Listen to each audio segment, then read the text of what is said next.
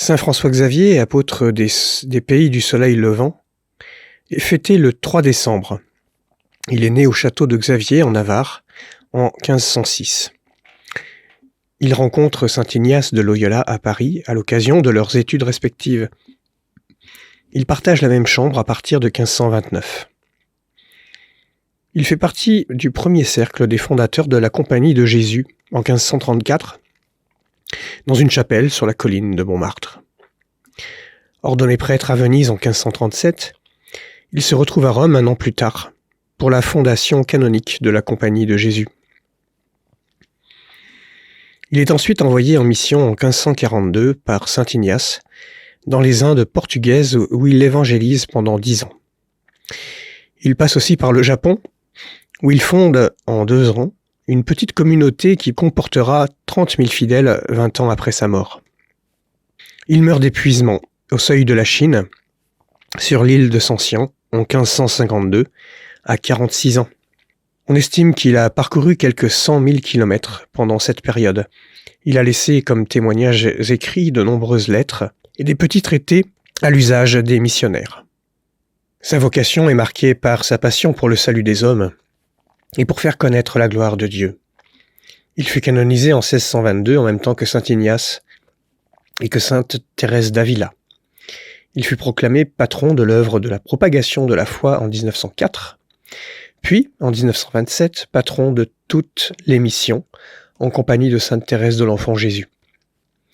Un des effets secondaires des missions catholiques en Extrême-Orient fut un premier engouement pour ce qu'on appelle l'orientalisme, c'est-à-dire l'intérêt pour les religions orientales. C'est grâce aux travaux des missionnaires qui ont compilé et traduit de nombreux textes bouddhistes, hindouistes, tao et autres que l'Occident a eu accès à ces cultures et aux pratiques spirituelles orientales. Cette réalité montre que les missionnaires d'Asie des XVIIe et XVIIIe siècles ont eu un vrai souci de l'inculturation de l'Évangile. Bien connaître la culture des autochtones pour leur annoncer un Christ qu'ils attendent, ou en tout cas dont ils trouvent des pierres d'attente, au sein même de leur culture. En effet, on trouve dans toutes les cultures du monde les semences du Verbe, qui sont des lieux de vérité et qui sont aptes à faire résonner l'Évangile. Ces semences sont présentes par création. Le psaume 95 décrit symboliquement l'œuvre missionnaire comme celle de saint François Xavier, quand de nombreuses personnes se convertissent et demandent le baptême.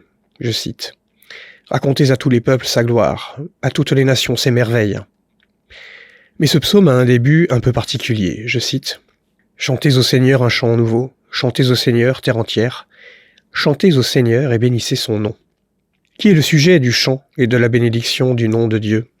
La terre. Alors on peut y voir une métaphore ou une figure de style qui associe en fait tous les habitants de la terre. Mais ce n'est pas rare que le psalmiste identifie la création non humaine comme une actrice dans la louange et la glorification de Dieu, voire de la communication de ses messages, comme dans le psaume 18. Les créations tout entière est porteuse d'un message divin, immanent, et il relève du travail des missionnaires, de savoir le lire et de le traduire au peuple vers qui il est envoyé, car ce message présent dans la création et dans les cultures les prépare à recevoir l'évangile du Christ. Dans le mouvement contraire, l'évangile de la messe du jour est celui de la finale de saint Marc. Je cite : « Allez dans le monde entier proclamer l'évangile à toute la création. » Ici, c'est nous, les missionnaires, qui devons annoncer l'évangile à l'ensemble de la création, à toutes les créatures. Qu'est-ce que cela peut bien signifier ? La théologienne catholique américaine Sally McFaig écrit en 1992, je cite : « Le salut est pour toute la création.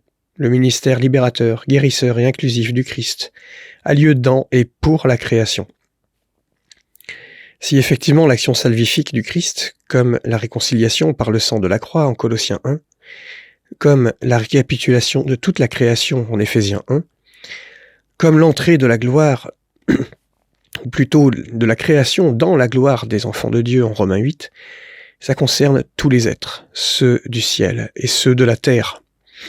Et si la prédication de l'évangile est faite à toute la création, comme dans la finale de Marc, alors il y a un ministère missionnaire et pastoral destiné à toutes les créatures. Le modèle est à prendre chez saint François d'Assise, en particulier dans l'épisode paradigmatique de la prédication aux oiseaux. Mais quelles sont les modalités d'une telle annonce ? Je ne sais pas encore très bien. Mais en tout cas, une piste cardinale me semble s'imposer du côté des gestes concrets et qui parlent d'eux-mêmes. Le témoignage de l'amour par le soin de la maison commune.